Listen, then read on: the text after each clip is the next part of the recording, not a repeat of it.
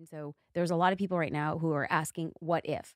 Maybe not in relation to the person they're becoming, but like, what if the thing I want to do doesn't work out? What if? And so on page 203 of the book, you talk about courageous questions. Mhm. When somebody's asking those types of questions, what if I could have hurt somebody? Or what if this doesn't work Mhm. out? Or what will they say? What kind of courageous questions can we start asking ourselves to change? What if it does work out? You know, what Mm, and what would need to happen in order for it to work out? Not asking what if it doesn't work out and then how would people think about me or what will they say about me or I'll feel like a failure and then I won't try again. But more so in a world of possibilities, if this could work out, what would I need to create, do, become, ask for in order for it to happen? Maybe it doesn't happen in the timeline I want, but if it had to happen, who would I need to be? And I think mm, when you ask who you need to be, that's when you face a lot of your fears. And I have a whole section in the book about creating a fear list and writing down an entire list of all your fears and insecurities. When you have these fears that are consuming your energy, that are holding you back from taking action, again, this is not a conversation of you're good or bad, right and wrong.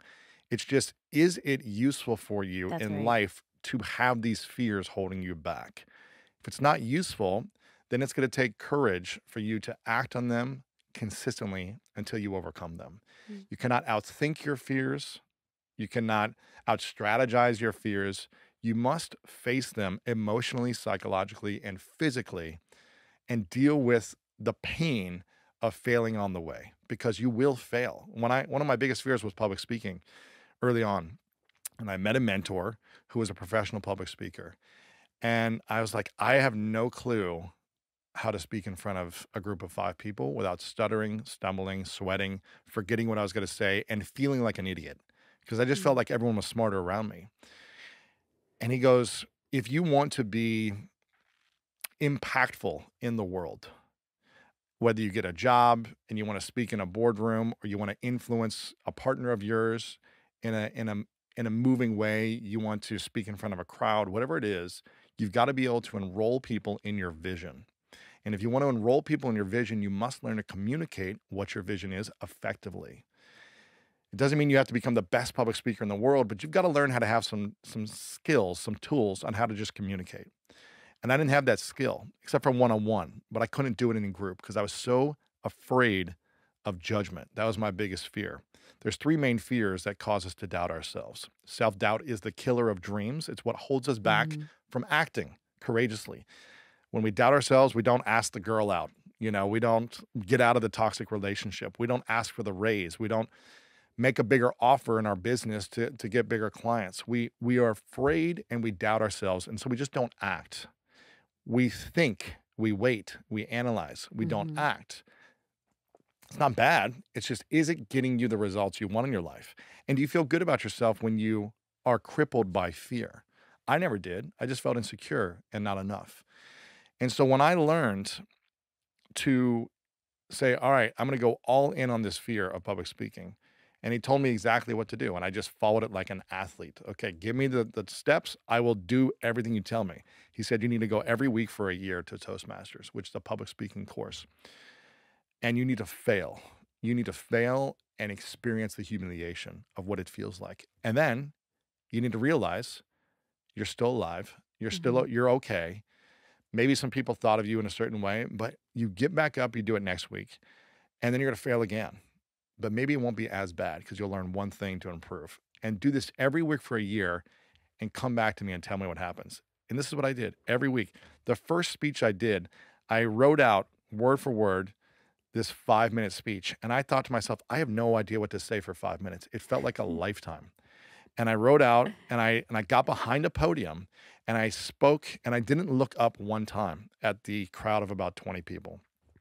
Now this is a safe space. This is like an environment where you're supposed to give good feedback and people are there to help you. It's not like they're going to laugh at How you. old are you at this time? 23, Okay. 24, Okay. somewhere 23. I also had a full arm cast on. So I had a cast from here to here, just kind of standing as I'm reading this paper with a cutoff shirt, a backwards cap, baggy jeans, just got done playing football.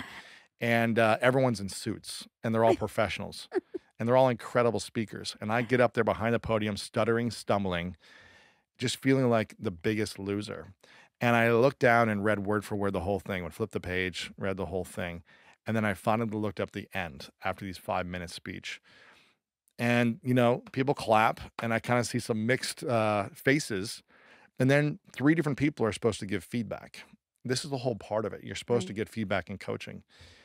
And they're supposed to give like positive and, critical feedback as well. And all of them said like kind things like, "Hey, Lewis, great job for having the courage for getting up here. Next time, just try to look up once or twice in the speech and just connect with us, connect with the audience." So I remembered that. Okay, Lewis, great job again. You had a great story in there. Just make sure to add a couple pauses because you just went really fast. Okay, so I got the feedback, and then next week I said, I literally wrote the script again, word for word, Add and I put look up. pause and look up. And so I went there and I look up and I look back down. And again, I was fumbling my way through this. It Mhm. wasn't like I was Mhm. doing a great job, but I was practicing. And at the end of the year, I was able to be in front of the audience, give a speech, not need a podium, not need note cards, not need notes, and give an effective speech where I got a standing ovation. And then within 6 months after that, I made my first $1,000 at a speaking event, which a year and a half before then, I would have never thought anyone would ever pay me Mm. to speak in front of an audience. And now today, speaking, I'm not the best in the world, but it's become one of my superpowers. Whereas before is the thing that made me feel the most powerless. I faced the fear by going all in on it until it disappeared, and now it's a superpower.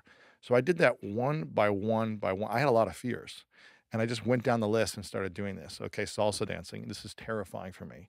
I did the same thing. I went every week for a year and threw myself into humiliation. And I realized, okay, at the end of the day, maybe there are some people laughing at me. Maybe this is very uncomfortable. Maybe I do stand out. And the more I show up and the better I get, the more confident I become, not just in this area of my life, but every area.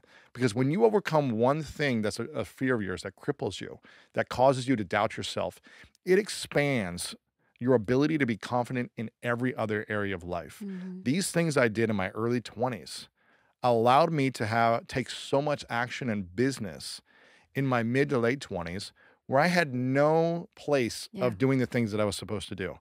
And everyone was like, "Lewis, how are you growing so fast?" I was like, "I'm just not afraid of failure. I'm not afraid of it." And I was afraid of judgment, but the fear of failure did not hold me back from taking action. Now, I still would get reactive when people were critical or would leave nasty comments online or all these things. I still had that wound, but I was driven to succeed. And so I wasn't afraid of failure or success, but it was the fear of judgment which was making me feel not good inside. Most people are afraid of failure and success. Those weren't my fears. Judgment was. And Mm. it wasn't until 10 years ago when I started to face the wounds where I was able to do the things that I love and not worry about the criticism anymore. It doesn't mean I don't pay attention and I take what's useful and I say, okay, how can I improve this for myself? But I don't react to all the criticism that I used to 10 years ago. I'm gonna repeat back, what I heard is for anybody who's asking what if, the simplest courageous question that you could ask is, "Well,